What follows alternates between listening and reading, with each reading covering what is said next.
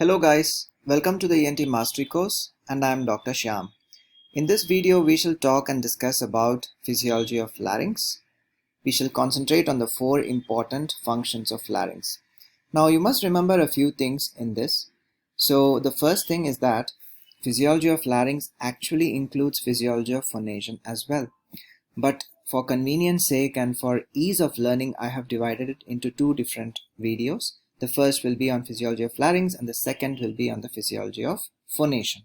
But you must remember that if at all you're asked a question about the physiology of larynx for a lot of marks, say 15 or 20 marks, then please include details about physiology of phonation, the theories of phonation, and the most accepted theories and certain basic stuff in that answer as well. Do not just mention phonation in a fleeting way, you will have to explain it as well. However, if you get a short question, say for 5 or 10 marks about physiology of larynx, then you need not explain a lot about phonation because you will have to explain about the other parts or the functions of larynx as well. So now, this is an important topic, but it has been given in a decent way in various books, but different books have given different stuff, what they feel is important. So what I have tried to do here is to compile everything into one note-based video so that you get everything in this particular video, and not everything discussed in this video needs to be memorized or remembered. This is just for you to understand the topic very well because you are a PG student and you're expected to know everything about the topic. So we shall talk about the physiology of larynx under these headings. We shall first introduce a topic to you. We shall talk about the neuroanatomy of larynx. We shall mention briefly about the applied anatomy of larynx. We shall also briefly see the laryngeal innervation. We shall talk about the four broad functions, that is protection, respiration or ventilation control, effort closure or fixation of chest, and phonation. And under protection, we shall talk about how it protects while swallowing, or what is apnea, what are all the laryngeal reflexes, and how coughing occurs. Thereafter, we shall talk about receptors in larynx, the sites and types. We shall talk about the circulatory reflexes. The initiation of voice and vibratory cycle and the theories of phonation will be discussed in the next video. And we shall just briefly mention the role of pharynx during breathing. So, when we introduce this topic to you, you must understand that the upper aerodigestive tract has two competing functions. One is your respiration or breathing and the other is swallowing or deglutition. Why do you call them competing? We shall see now. So, during breathing, the upper airway has to be kept patent, and it will be kept patent actively supported. That's during breathing.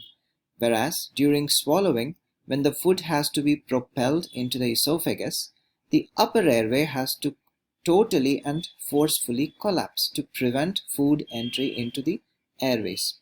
So these are the two competing functions that the upper aerodigestive tract has to ensure. So now, how does this happen? So in infants and non-human mammals, like in evolutionary point of view as well as in infants, the pharynx was compartmentalized. The epiglottis interdigitates with the uvula to form a respiratory channel from the nose to the larynx. So you must remember, like when you examine the oral cavity of small kids, even when they cry loudly, you might be able to see their epiglottis.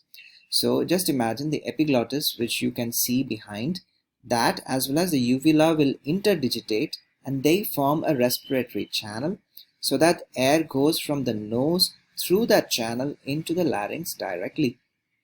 You must also remember that infants or neonates are obligate nasal breathers. They learn mouth breathing only later on in their life. That's why if you have a child born with bilateral choanal atresia, it's an emergency because the baby doesn't know to breathe through the mouth. He has to, have a passage through the nose. So now, the epiglottis will interdigitate with the uvula to form a respiratory channel, and there will be two lateral pathways from the mouth to the esophagus through the pyriform sinuses. So through the pyriform sinuses and the valleculae, there are two lateral pathways from the mouth to the esophagus. So this is what happens in infants. So what happens during neonatal or postnatal development in humans is that there is cranial enlargement and there is flexion of the skull base. This, accompanied by the downward displacement of larynx, will cause the elongation of this pharynx. So the uvula and the epiglottis are no longer in contact. So now what happens is this leads to a hazardous configuration because the pharynx has to transport both air as well as food, and it has to function in two competing ways. However, the elongation of pharynx and the downward displacement of larynx helps in increased resonance, increased vocal power, and better articulatory diversity. So if you have to see this in the form of a flow chart, so you have the laryngeal changes after birth. So at birth, the uvula and epiglottis interdigitate to form a respiratory channel from nose to the larynx. The food passes through the sides via the pyriform sinuses, whereas the air passes through the respiratory channel. So in postnatal development in humans, there is cranial enlargement and flexion of the skull base. There is downward displacement of the larynx, which occurs in 18 to 24 months after birth. So this causes elongation of pharynx when the uvula and epiglottis are no longer in contact. So the pharynx forms a common conduit for air as well as food. So it has to function for breathing as well as swallowing. So this is hazardous as there is a risk of aspiration, whereas this elongation of pharynx helps in increased resonance and increased vocal power and increased articulatory diversity. Now we have discussed about the anatomy of pharynx in a very elaborate way in various videos. Dr. Mehak has thoroughly discussed these things to you, but I felt that maybe a few points would be welcome in this discussion as well, because those of you who are watching the physiology of larynx in the first before the anatomy, ideally you have to watch anatomy and then come to physiology. But if you're watching physiology for the first time before anatomy, then I felt that maybe some points in anatomy would be helpful for you. So talking of the neuroanatomy of phonation, so the definition of phonation is it's a laryngeal motor behavior used for speech production involving a highly specialized coordination of laryngeal and respiratory neuromuscular control. So you will appreciate later in the video that speech involves phonation, resonance, and articulation. There are three things. And phonation, which is in fact the production of sound, involves the coordination of laryngeal and respiratory neuromuscular control. So the definition of phonation is a laryngeal motor behavior used for speech production involving a highly specialized coordination of laryngeal and respiratory neuromuscular control. Now there are various components of this neuroanatomy. You need to understand that the way sound is produced and the way it is articulated into speech involves an integration of several elements of the central and the peripheral nervous system. There are central loci as well as subcortical representation. It is said that the central loci is voluntary and the subcortical representation are involuntary. There is something called as periaqueductal gray matter, the PAG matter of midbrain. It is implicated in the production of emotional and involuntary sounds. It generates respiratory and laryngeal patterns important to speech and singing. It independently regulates linguistic demands of intonation, phonemic differentiations, etc. We shall talk about phonemics in the next video. So in this you just have to understand that periaqueductal gray is involved in emotional and involuntary behavior of sounds. It generates respiratory and laryngeal patterns important in speech and singing. It regulates linguistic demands like your accent, your mannerisms, your intonation, etc. You have nucleus retroambigualis, NRA. It generates respiratory pressure and adduction of larynx for vocalization and coughing. Now you must understand that the central loci are implicated in voluntary phonation, whereas the subcortical loci are implicated in reflex laryngeal function and involuntary phonation. Now, if you see, there are certain neural pathways for voluntary vocalization. They arise in the precentral gyrus of motor cortex, and the fibers descend in the corticobulbar tract.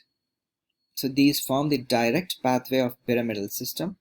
The fibers descend in the corticobulbar tract and form the direct pathway of pyramidal system. They reach the medulla, where some fibers synapse with ipsilateral vagal nucleus, whereas other fibers decussate. They cross. They decussate at bulbar level. They synapse with contralateral vagal nucleus. So the point to understand is that in the direct pathway of the pyramidal system, some fibers go to ipsilateral vagal nucleus, whereas others decussate and go to the contralateral vagal nucleus. Now, there is yet another pathway of pyramidal tract, indirect pathway. This synapses with basal ganglia, reticular formation, and it is involved in the temporospatial orientation. So, the direct pathway is concerned with discrete movement, and the pyramidal system entirely, which connects with cranial nerve 9, 10, and 11, is concerned with articulation, phonation, and respiration. Now you have something called the extrapyramidal system. It includes the basal ganglia in cerebrum, substantia nigra and subthalamic nucleus in the upper brainstem, and it also includes cerebellum and thalamus. The cerebellum integrates and controls movements arising from other areas. It inhibits excesses. It regulates force, speed, range, timing, and direction of movements. So the extrapyramidal system maintains or regulates the muscle tone. It avoids excesses. Now you have your intrinsic and extrinsic muscles of larynx, which are under your voluntary control. They are responsible for prephonatory tuning. So the prephonatory tuning, followed by phasic, tonic, and volitional contractions, and the maintenance of length, tension, bulk, and position of chords, are done by the extrinsic and intrinsic muscles of larynx. Now you must understand that the speech is a finely coordinated system of reflex controls over laryngeal, abdominal, and intercostal muscles. So in neuroanatomy of larynx, we saw in the neuroanatomy of phonation, we saw the various components. We saw the role of periaqueductal gray and nucleus retroambiqualis. We saw what are the direct pathway and the indirect pathways of pyramidal system. We saw the importance of the extrapyramidal system. We saw the role of cerebellum, and we also saw what and how the extrinsic and intrinsic muscles are, they control.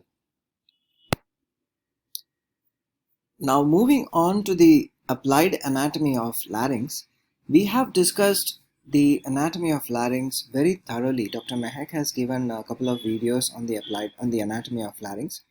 In this segment of our video, we shall just talk about the relevant points which are important for the physiology of larynx.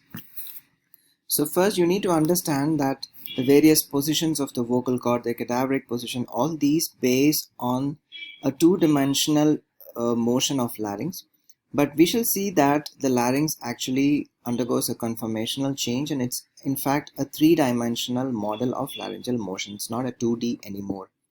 So the laryngeal motion is in 3 dimensions and it undergoes conformational changes.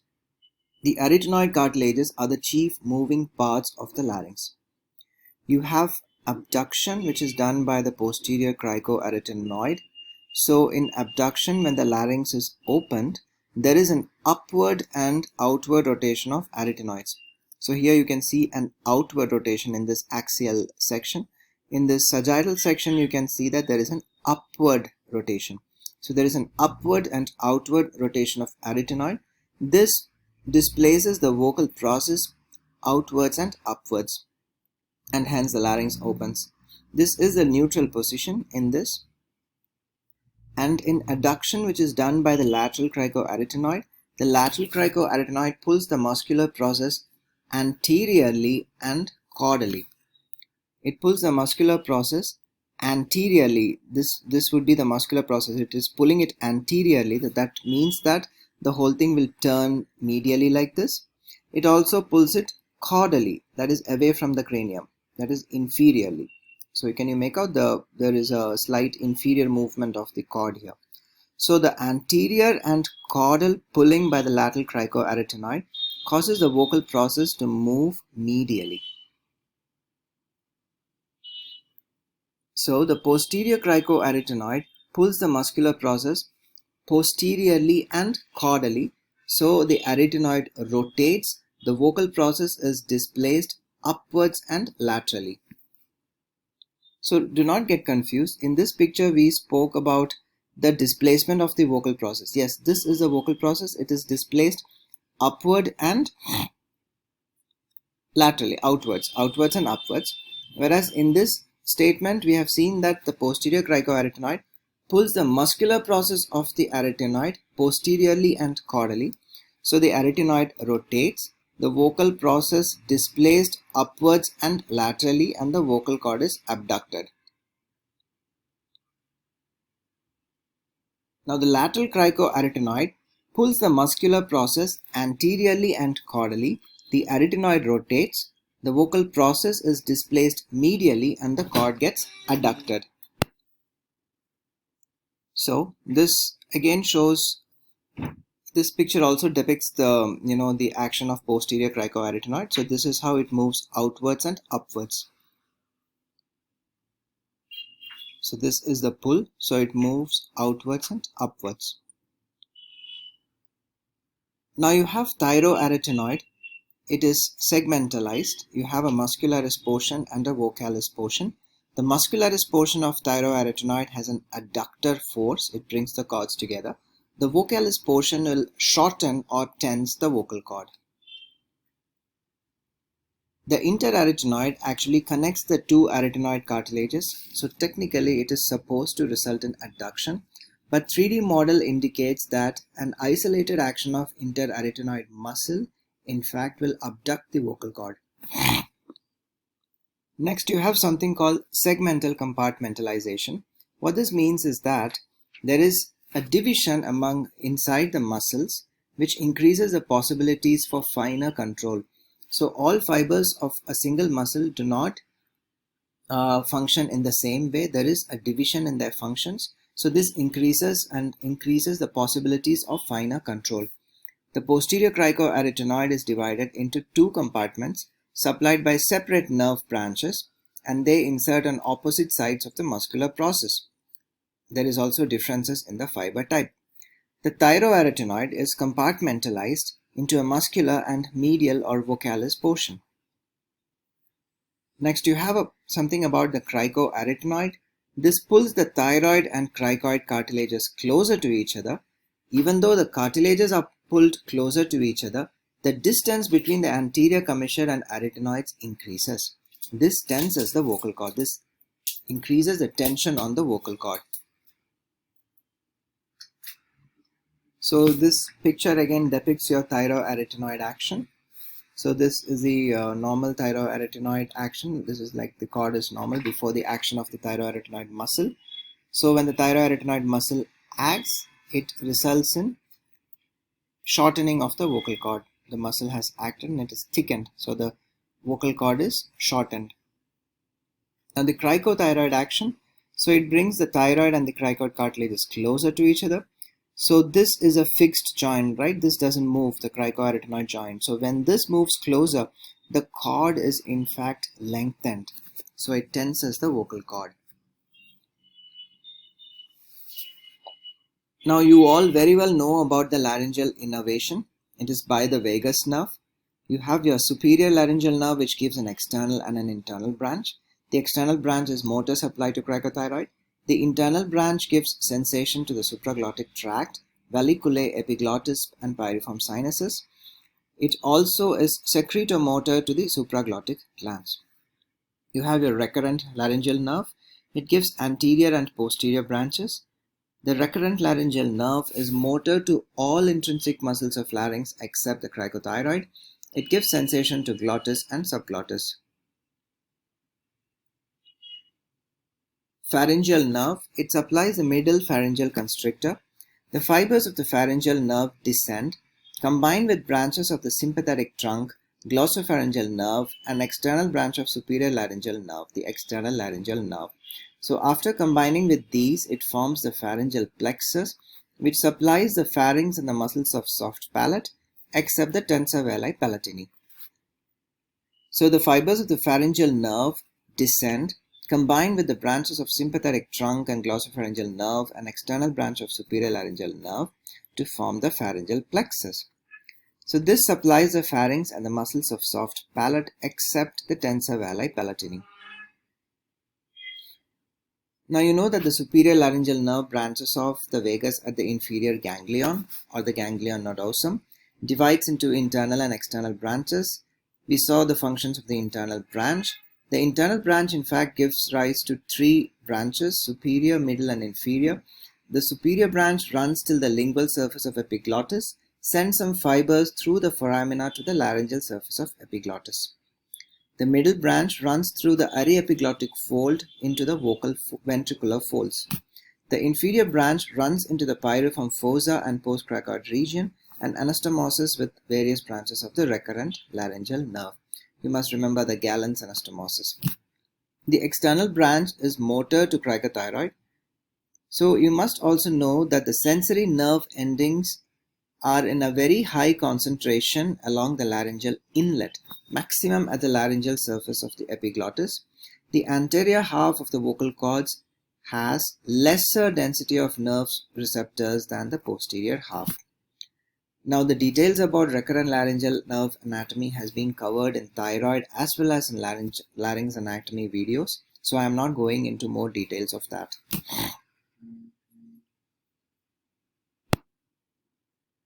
Now let's discuss the four broad functions of larynx. It is involved in protection, respiration or ventilation, effort closure and phonation. In protection, we shall talk about first the swallowing. Larynx prevents food and water from entering the airway during swallowing. So this protection is achieved by three sphincters. The first is the laryngeal inlet, then the false vocal cords, and finally the true vocal cords. They are successive sphincters which prevents food and water from entering the airway during swallowing. Next, there is this important property of the larynx during swallowing. It elevates. There is a rapid laryngeal elevation during the pharyngeal phase of swallowing. This elevation of larynx helps in the opening of the cricopharyngeal sphincter, transient negative pressure in the cricopharynx. It prevents peri-swallow aspiration by directing the bolus to esophagus from pharynx. So now you must imagine there are two competing functions, right? So during swallowing, the larynx has to close. In addition to it, the food has to be preferentially passed on into the esophagus. So these two things are achieved by laryngeal elevation. When it elevates, it helps to relax the cricopharyngeal sphincter, which is behind the larynx at C6 level. So when the cricopharyngeal sphincter opens, there is a transient or a fleeting negative pressure in the cricopharyngeal area. This pulls the food or the bolus during the pharyngeal phase of swallowing into the esophagus rather than coming anteriorly into the larynx. So an important property of larynx which helps in this function is the laryngeal elevation. Now next is protection. So during swallowing, respiration ceases for some time, for about 2.3 seconds. There is a reflex cessation of respiration during swallow and the vocal cords adduct for 2.3 seconds. When the food comes into the contact of the posterior pharyngeal wall or the base of the tongue, the afferent fibers of the glossopharyngeal nerve mediate a temporary or a reflex cessation of respiration. So there are other stimuli also which cause the closure of larynx and the cessation of respiration, like mechanical stimulation, cigarette smoke, ammonia and phenyl diguanide. So these stimuli which cause the closure of larynx, this closure is usually appropriate and beneficial. It will prevent foreign body aspiration or entry into the airways. However, in certain cases, these responses or reflexes may be maladaptive, There could be laryngospasm or prolonged bronchoconstriction. Now, the next thing that we'll discuss about the protection is the reflexes. Although usually protective and beneficial, sometimes, like we saw in the previous section, sometimes these reflexes can be severe and prolonged, and they can occur for very trivial reasons. So some patients show recurrent paroxysmal laryngospasm. So this usually resolves spontaneously but can become permanent and debilitating in some individuals. So some of the causes for the recurrent paroxysmal laryngospasm are gastroesophageal reflux, inhaling strong odors or steam, hypersensitive laryngeal closure reflex arc, and after surgical trauma to the recurrent laryngeal nerve or after upper respiratory tract infections. Now the fourth thing that we'll discuss under the protection is coughing. Cough can be voluntary or reflexive. Cough is suppressed during sleep. So when a person is deeply sleeping, then he might not cough. You need to arouse him before he can cough. So there are two phases of cough. The first is inspiratory and the second is compressive. So first there is a rapid and deep inspiration, followed by forceful closure of both falls and the true vocal cords. Then there is a strong activation of expiratory muscles. The diaphragm ascends spasmodically. There is a buildup of air pressure. The larynx opens suddenly and the vocal folds separate explosively. So, the speed or the velocity of air while, somebody is coughing could be as high as 10 liters per second. Now, the next function of larynx is respiration and control of ventilation. So we know about prevention of aspiration, phonation, coughing and everything, but you also need to know that larynx plays an important role in respiration and the control of ventilation. The larynx moves actively during respiration and regulates it. It creates sudden alterations in resistance. So usually during inspiration, the posterior cricoarytenoid dilates the larynx. You must understand when there is a partial obstruction of the airway. So there is a partial obstruction of the airway. Imagine this is a lumen and the diameter is less. Inspiration generates negative pressure. So you know this theory in physics that when air passes through a narrow tube, it causes negative pressure. So inspiration generates negative pressure when there is a partial obstruction of the airway. So this acts in two ways. It stimulates the posterior cricoarytenoid so that it can dilate the larynx and increase the lumen diameter. It causes the diaphragm to decrease the inspiratory force and increase the duration of inspiration. Because the lumen is smaller, and if the diaphragm increases the inspiratory force, the air passes through the smaller lumen at a higher velocity and the negative pressure will increase. That might cause further collapse of the lumen and the tissues. So instead, the diaphragm decreases the inspiratory force and increases the time of inspiration so that the air passes through the smaller tube slowly. As we said, because if the diaphragm increases the force, the negative pressure also gets increased and airway collapse will occur. Now during expiration, there is laryngeal adduction. But this laryngeal adduction during expiration is not as brisk and consistent as the abduction during inspiration.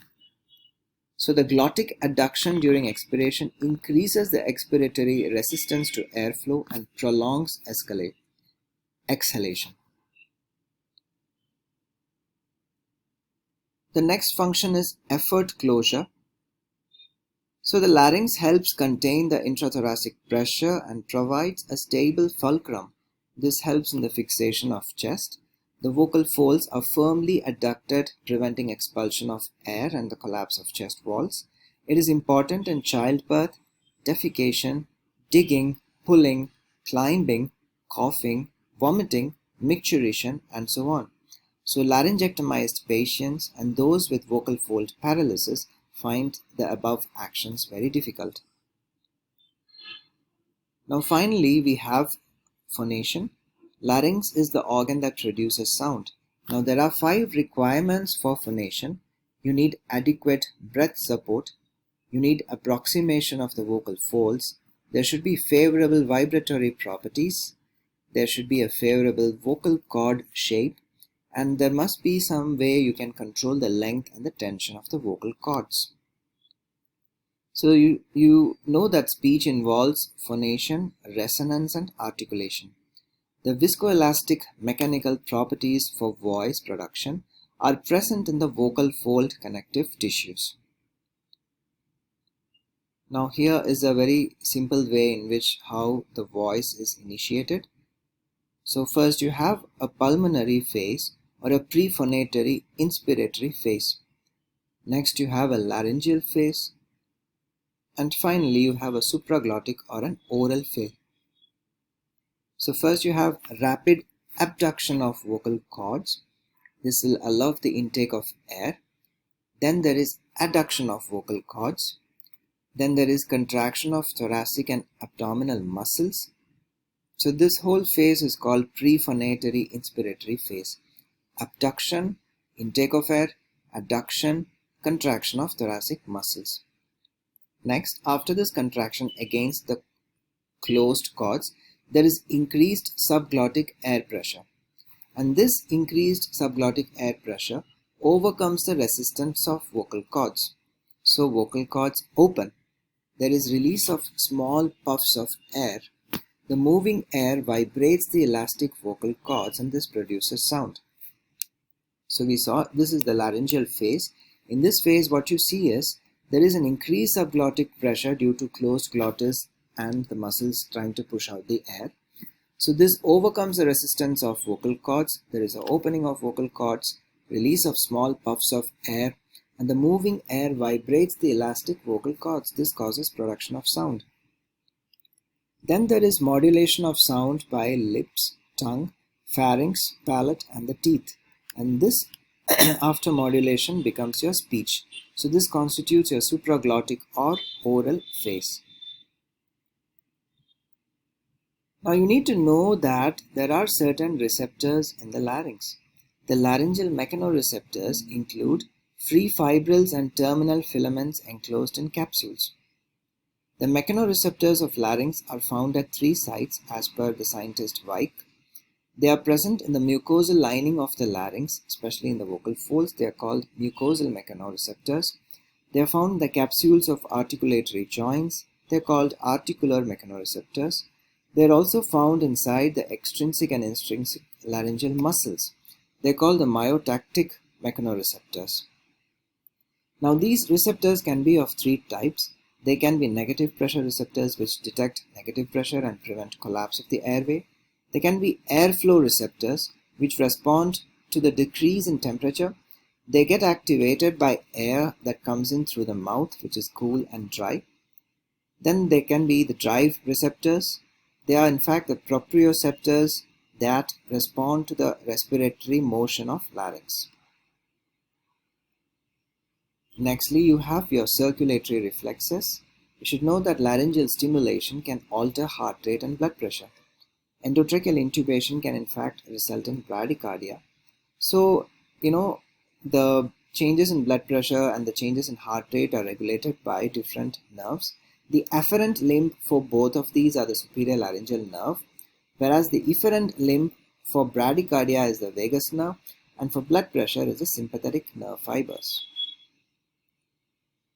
Now for completion's sake, I have just included a small note on the pharyngeal function and breathing. We have discussed the pharynx physiology exclusively in deglutition, but if you need to know the function of larynx completely, you must also have a small idea about the pharyngeal function during breathing. So you must understand that the shape and cross-section of the upper airway, which includes the pharynx as well, is very important for breathing. The pharynx is subjective to passive collapse, and the pharynx patency is maintained by the action of striated upper airway muscles and the action of respiratory pump muscles. You should also know that the soft palate performs the selection between oral and nasal breathing. The elevation of soft palate by the levator velar palatini can block it can go and close off the upper nasal airway and it can cause the oral breathing. Whereas the nasal breathing is done by the constriction of oropharyngeal isthmus. So this includes the constriction of palatoglossus, elevation of tongue, and medialization of the facial arches. Finally, you should know that the muscle genioglossus pulls the base of the tongue forwards to dilate the airway. So in patients of obstructive sleep apnea, there is a decreased genioglossus EMG activity noted. So we have covered the physiology of larynx. We have in fact told you in detail about the neuroanatomy, the applied anatomy, and the nerve supply. We also told you about the 4 named functions of larynx and how these things are important to us. In our next video, we shall be talking in detail about the initiation and production of voice, about vocal registers, about different qualities and how you need to understand the production of voice. We shall also tell you about the named theories of phonation. I hope this video was useful to you. Thank you.